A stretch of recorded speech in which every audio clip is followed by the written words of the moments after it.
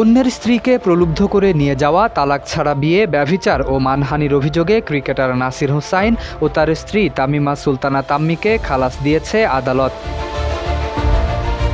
বুধবার দুপুর 12:30টায় মামলার রায় ঘোষণা করেন ঢাকার অতিরিক্ত চিফ মেট্রোপলিটন ম্যাজিস্ট্রেট জসিতা ইসলাম। আসামিদের বিরুদ্ধে দণ্ডবিধির পৃথক ধারায় আনীত অভিযোগ সন্দেহাতীত প্রমাণিত না হওয়ায় আদালত তাদের খালাস দিয়েছেন বলে রায়ে উল্লেখ করা হয়।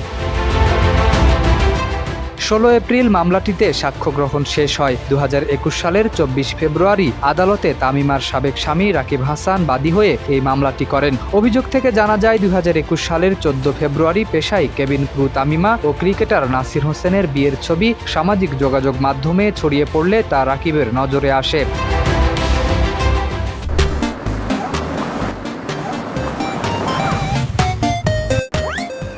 অভিযোগে আরও বলা হয়, রাকিবের সঙ্গে বৈবাহিক সম্পর্ক চলমান অবস্থাতেই তাম্মি নাসিরকে বিয়ে করেছেন, যা ধর্মীয় এবং রাষ্ট্রীয় আইন অনুযায়ী সম্পূর্ণ অবৈধ। তাম্মি ও নাসিরের এমন অনৈতিক ও অবৈধ সম্পর্কের কারণে রাকিব ও তার 8 বছর বয়সী কন্যা মারাত্মকভাবে মানসিক বিপর্যস্ত হয়েছেন। আসামিদের এমন কার্যকলাপে রাকিবের চরমভাবে মানহানি হয়েছে, যা তার জন্য অপূরণীয় ক্ষতি। শরীফ উদ্দিন, ইত্তেফাক নিউজ।